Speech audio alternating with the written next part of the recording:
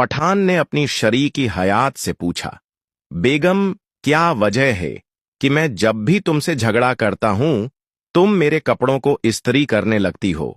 बेगम ने बड़ी मासूमियत से कहा, आपको सीधा नहीं कर सकती ना, इसलिए तुम्हारे कपड़ों को गर्म इस्त्री से सीधा करती हूं।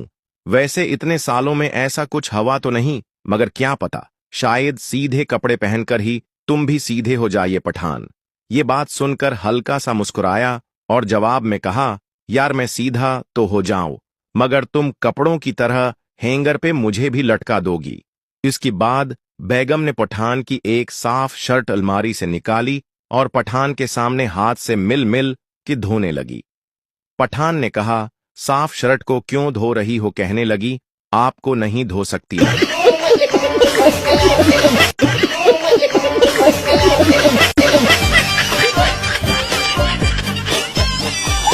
शादी से पहले हीरो नंबर 1, शादी के बाद कुली नंबर 1। शादी से पहले मैंने प्यार किया, शादी के बाद ये मैंने किया। शादी से पहले जान मत जाओ, शादी के बाद जान मत खाओ। शादी से पहले तुम बिन रहा न जाए, शादी के बाद अब और सहा न जाए। शादी से पहले कुछ तो बोलो, शादी के बाद कभी चुप भी हो लो। शादी से पहले आई लव यू, शादी के बाद आज फिर आ लो। शादी से पहले जान मिलने कब आओगी, शादी के बाद मैके कब जाओगी।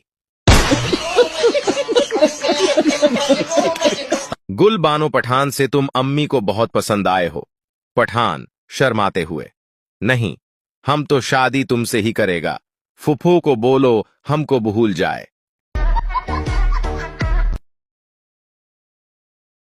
एक पठान के घर के सामने एक गधा मरा पड़ा था। पठान ने म्युनिसिपल कमेटी वालों को फोन किया कि मेरे घर के सामने गधा मरा पड़ा है, उठवा लें। जवाब मिला, वहीं दफन कर दो। पठान कुछ देर खामोश रहा और फिर गुस्से से बोला, दफन तो कर देता, मगर मैंने सोचा पहले मरहूम के खानदान वालों को इतला तो कर दूं।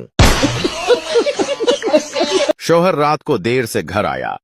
बीवी की डांट से बचने के लिए बगैर लाइट ऑन किए दबे पांव कमरे में आया और बच्चे के पंगोड़े के पास जाकर बच्चे का पंगोड़ा हिलाना शुरू कर दिया।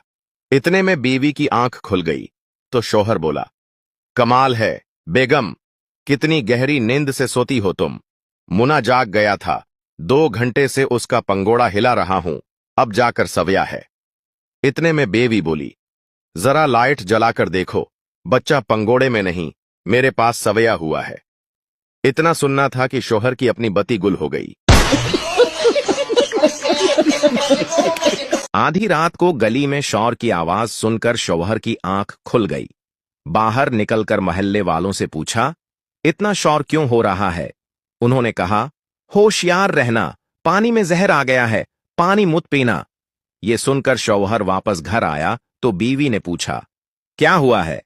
शौहर, कुछ नहीं हुआ, तुम पानी पियो और सो जाओ। शेख साहब के घर कुछ रिश्तेदार उनसे मिलने के लिए आए। बीवी ने शेख साहब को किचन में बुलाया और कहा, चीनी नहीं है। शेख साहब ने अपनी बीवी से कहा, हमेशा की तरह पत्ती और दूध कम और पानी ज्यादा डालकर चाय बनाओ, बाकी मैं संभाल लूंगा। बीवी ने मेहमानों को चाय पेश की तो शेख साहब ने कहा, इसमें से 1 कप में चीनी नहीं है, वो जिसके हिस्से में आएगा, हम सब कल बीवी बच्चों के साथ उसके घर मेहमान होंगे। सभी मेहमानों ने खामोशी से चाय पी, यहां तक कि एक ने तो ये भी कहा, मेरे कप में चीनी बहुत ज्यादा है। एक दफा का जिक्र है कि पठान देहात में टोपियां बेच रहा था। वो बहुत थक गया तो आराम करने के लिए एक दरख्त के नीचे लेट गया और उसे नींद आ गई। उसी दरख्त पर कुछ बंदर भी रहते थे और उन्होंने उसकी सारी टोपियां उठा ली। जब पठान की आंख खुली तो अपनी टोपियां गायब देखकर घबरा गया। उसने इधर उधर देखा मगर उसे टोपियां न मिलें। अचानक उसकी नजर दरख्त पर पड़ी। बंदर उसकी टोपियां लेकर बैठे खेल रहे थे। पठान को अपने दादा की एक बात याद आ गई। उसे एक तरकीब सूझी। उसने अपने सर की टोपी बंदरों की तरफ फेंकी तो बंदरों ने भी ऐसा ही किया और अपनी टोपियां पठान की तरफ फेंक दें। वो जितनी टोपियां फेंकता, बंदर भी उतनी ही टोपियां फेंक देते। इस तरह पठान को अपनी सारी टोपियां मिल गईं। इस कहानी से हमें सबक मिलता है कि कभी कभी ताकत से ज्यादा ज़हन से काम लेना जरूरी होता है। भेड़ियों ने बकरियों के हक में जुलूस निकाला कि बकरियों को आजादी दो। बकरियों के हक मारे जा रहे हैं, उन्हें घरों में कैद कर रखा गया है। एक बकरी ने जब यह आवाज सुनी तो दूसरी बकरियों से कहा, सुनो सुनो, हमारे हक में जुलूस निकाले जा रहे हैं, चलो हम भी बाहर निकलते हैं और अपने हक की आवाज उठाते हैं। एक बूढ़ी बकरी बोली, बेटी, होश के नाखून लो, ये भेड़िए हमारे दुश्मन हैं, इनकी बातों में मत आओ। मगर युवा बकरियों ने उसकी बात नहीं मानी और कहने लगीं, अम्मा, वो जमाना और था, ये नया दौर है, अब कोई किसी के हक नहीं छीन सकता। ये भेड़िए हमारे दुश्मन कैसे हो सकते हैं? ये तो हमारे हक की बात कर रहे हैं। बूढ़ी बकरी फिर बोली, बेटा, ये तुम्हें बर्बाद करना चाहते हैं। अभी तुम महफूज हो, लेकिन अगर इनकी बातों में आ गईं तो ये तुम्हें चीर फाड़ कर रख देंगे। युवा बकरियां गुस्से में बोलीं, अम्मा, तुम तो बूढ़ी हो चुकी हो, अब हमें हमारी जिंदगी जीने दो। तुम्हें क्या पता आजादी क्या होती है? बाहर खूबसूरत खेत, हरे भरे बाग, हर तरफ हरियाली और खुशियां ही खुशियां होंगी। तुम अपनी नसीहत अपने पास रखो, अब हम ये कैद और बर्दाश्त नहीं कर सकती। यह कहकर सब आजादी आजादी के नारे लगाने लगीं और भूख हड़ताल कर दी। रेवड़ के मालिक ने जब यह हाल देखा तो मजबूरन उन्हें खोल दिया। बकरियां बहुत खुश हुईं और नारे लगाती, छलांगे मारती बाहर भाग गईं। मगर यह क्या, भेड़ियों ने उन पर हमला कर दिया और मासूम बकरियों को चीर फाड़ कर रख दिया। सबक, चमकती चीज हमेशा सोना नहीं होती, मीठी बातें करने वाला हमेशा दोस्त नहीं होता। दुश्मन कभी भी तुम्हारी भलाई नहीं चाहेगा, बल्कि धोखा देकर तुम्हें नुकसान पहुंचाने की कोशिश करेगा। अक्लमंद वही है जो जज्बात में बहने। डॉक्टर ने पठान से कहा, अच्छी सेहत के लिए जरूरी है कि रोज एक्सरसाइज करो। पठान ने कहा, मैं फुटबॉल और टेनिस रोज खेलता हूँ। डॉक्टर ने पूछा, कब तक? पठान ने कहा, जब तक मोबाइल की बैटरी खत्म नहीं हो जाती।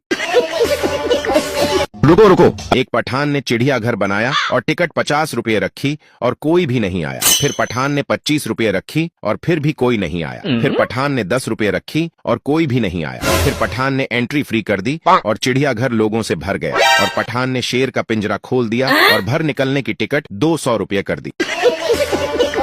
एक सरदार के 3 नौकर थे।